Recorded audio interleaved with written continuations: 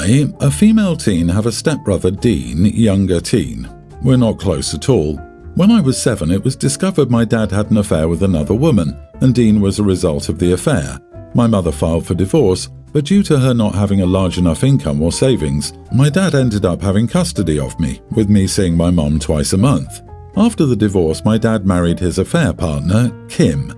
My mother moved to the UK a few years ago and married Richard. I've since visited her a few times and get along with Richard really well, along with his children. As they're older and have moved out, my mother has suggested that I move to the UK and live with her after my next birthday. According to the custody agreement, that's when I can choose who I want to live with, so I can go to school here. I've agreed, and my mother has booked me tickets for this month to fly over. My dad wasn't happy with it, but I didn't pay much attention as I was feeling miserable living with him, Kim and Dean. Dean would constantly say mean things about me, or mostly about my mum, and my dad or Kim would never step up to help. My dad and Kim have decided to send Dean to the UK too and make him live with me and my mother so she can find a school for him there. However, they hadn't told my mother about that, so she had no idea. I was flying to my mother 2 weeks ago. As my mother booked the ticket for me, Dean and I were sitting separately on the plane and registered separately too. We were meant to have 2 changes. However, as the plane was very late, we only had a little time between the first change. On my way out of the plane, I tapped him on the shoulder and reminded him of the change and how little time we had between them, but he brushed me off and carried on playing on his handheld, so I carried on walking. After I landed in the UK, about 10 hours of travelling in total, and my mother met me, she looked concerned and informed me that my dad had called her angry and blamed me for abandoning Dean in a different country.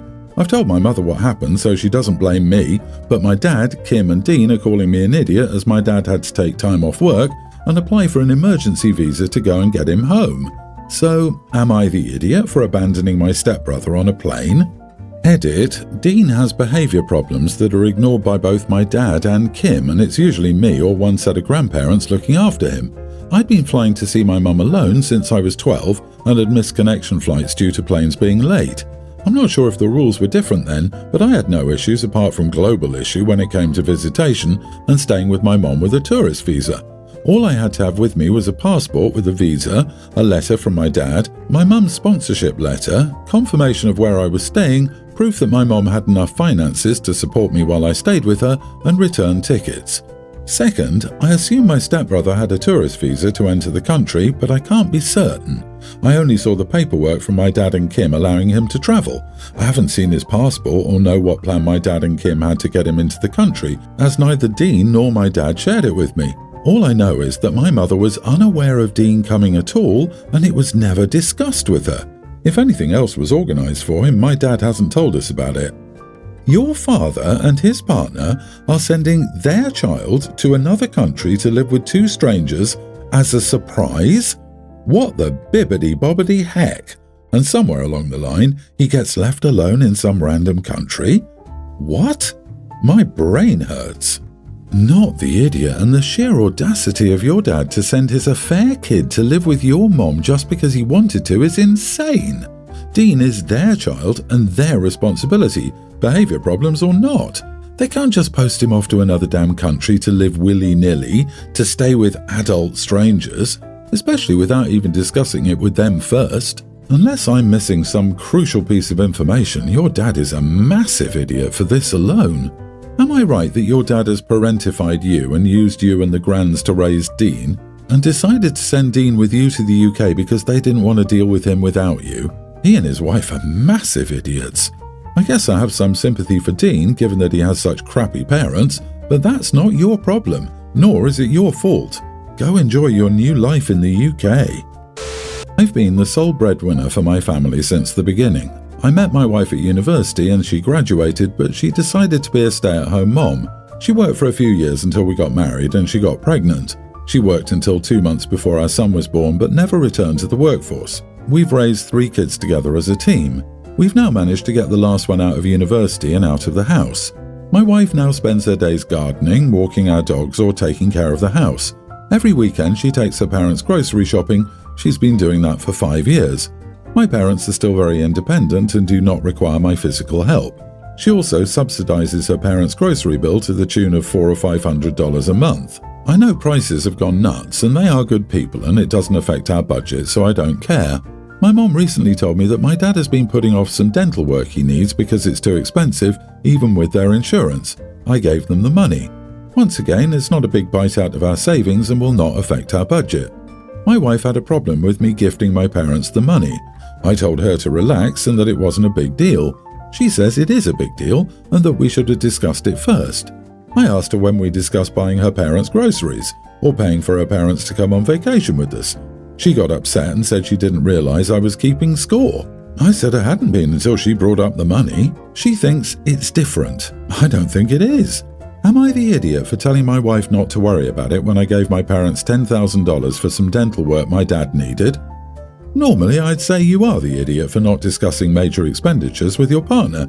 However, between $500 a month in groceries for years and paying for their vacation, she's easily spent that amount without asking you. So no, not the idiot. She's a hypocrite.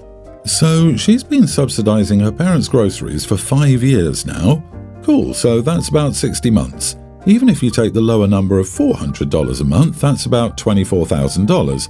Maybe it's my lower income, but subsidizing $400 for 2 people seems insane.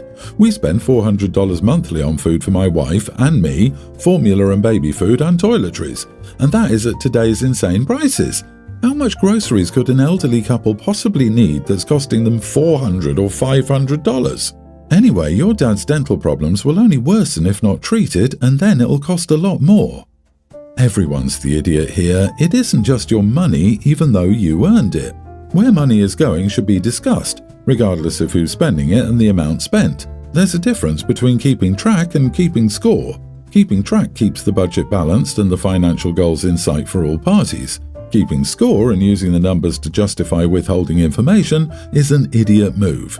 Did you agree to your wife being a stay-at-home mom or stay-at-home woman? Do you resent her for not working? Why weren't the groceries and vacations for her parents ever discussed? It might be time for some honest discussions and some therapy. I have 3 girls and we still like to do girl trips for the day. My son got married to a girl named Beth. Now, before her first kids, daughter-in-law was average weight, and after, it got a lot worse. Her only kid is a pre-tween at this point and she hasn't lost the weight. It's bad enough that she needs constant breaks walking. I used to like her and now I don't due to how she acts. Everywhere we go with her, she constantly complains that she's tired. The last girls' trip to the mall was spent sitting on a bench half the day since she needed constant breaks. If you try to leave, she'll go on about abandoning her. It's annoying. I invited the girls to go to a farm for a pumpkin patch and pick some apples. It has big orchards and a ton of walking. We went, it was a great time, and some pictures went on Facebook. I got a call from Beth asking why she wasn't invited. I lied, saying it was just a family trip, and she accused me of lying. I had enough and told her the truth. I told her she wasn't invited due to her weight. She forces us to stop all the time, which ruins the trips most days since we don't get to do half the stuff. She called me a jerk and hung up. I'm getting texts from my son saying to apologize, but the girls are on my side and are sick of having trips ruined since we have to wait for her all the time. Edit, we've done plenty of things that are not physically taxing with her, but even the small stuff, she ends up on a bench half the day. We went to a small mall, half the day on the bench. It was window shopping. She is obese. Her ankles are swollen from her weight. The connection between her weight and not walking far without a break is obvious. We are sick of having trips ruined since we must always wait for her. At the risk of being called fat-phobic, good for you. You're not the idiot. Why should your trips revolve around her? Why should you be forced to plan outings within your daughter-in-law's step limit? Finally, you're free to only invite your actual daughters to things too. You aren't blocking her from any family gatherings. She just got blocked from this one, which I hope is the first of many trips you and your daughters have been putting off for her sake. Get out there and see the world. It's lovely. Personally, I would be extremely annoyed with anyone who asked why they were not invited when I just wanted to do something special with my daughters, and then accused me of lying. Nope, I can understand your response.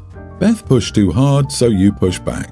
That's on Beth. Beth was trying to guilt you. Her attitude, more than her weight, will keep her excluded, but I hope her child isn't being left out too. Did you say it was about her weight? You are the idiot. Beth's problem is physical fitness and stamina. This might be related to weight, but making it about her size was an idiot thing to do. Plenty of larger people get on with it. you should have said was that when you go out, she needs a lot of rest and doesn't enjoy physical activities, and while you've often compromised, you did not intend to do this activity. Therefore, she wasn't invited. Instead, you've made it about appearances, which I suspect is also part of the problem for you. So I, 23 female, am an avid shopper, and I love to get things at estate sales in my area. I buy all my designer goods, mostly vintage, so it's amazing quality from them, and they're a hidden gem since barely any people even go to them in my area, so I've been able to find amazing things. I bought so much jewellery and clothes and furniture from estate sales that I later got appraised for thousands while I spent $300 on it max. I've been able to find amazing things for a cheap price. I love decorating my condo with the things I buy and ensuring all my extremely expensive things are kept safe in a storage unit. I will bring them out once I buy a house in the upcoming years. I went to an estate sale this summer and mainly bought clothes and a beautiful vase. I bought it for $40 and it didn't look expensive to me, but another collector friend saw it in the background of one of my stories and asked where I got it from. They said it looked like a vintage vase he'd been looking for. I got it appraised and found out it was worth $3,500. I made sure to get its authentication as well. I did leave it in my bookcase and decided to keep it as decoration, even though I typically put expensive furniture and decor in my storage unit. This week, my boyfriend 30 came over and unexpectedly brought his tween son. He lives in New York City with his mom and he has him during the summer, but he returned to stay with my boyfriend for a bit since his mom just had a baby in the NICU. I didn't mind since his son is nice and has never damaged anything of mine. When his dad and I were cooking in the kitchen, he was watching TV in my living room. Suddenly, I heard a crash and we ran into my living room to see my new vase shattered. His son started crying, saying he wanted to see a book I had on my bookshelf. He saw the vase, thought it looked cool, and touched it, and it fell. His dad reassured him and said it was okay, he'd replace it, and he wanted to ensure he wasn't hurt. I was upset but said it was okay and kept my composure. Later, I spoke to him when he came over alone and we agreed he would pay me back. He asked me how much it was and I said it was worth $3,500. He raised an eyebrow and asked how much I'd paid since he knows I always find things at the sales, and I was honest and said $40. He told me he would pay me the $40 and I said absolutely not. Just because the woman who sold me didn't know its true price doesn't mean I don't, and if I ever sold it, I would charge its appraisal worth, so he needs to pay me back the appraised price. He's not hurting for money, he makes $800,000 a year. I make $200,000, so I'm not asking him to as if I don't have money, it's the principle. Since his son broke it, he should pay the appraised price. He sent me the money but was upset, saying I was an idiot I got it for so much cheaper. Am I the idiot? Not the idiot, his son broke it. It doesn't matter how much it cost you initially. If you said you wanted it to be replaced or purchase one similar, it would cost you $3,500. That is the value of the item and the price your boyfriend has to pay. Insurers would love to be able to pay the initial purchase price for antiques, etc., but have to pay the valuation or replacement price. Why should your boyfriend be any different?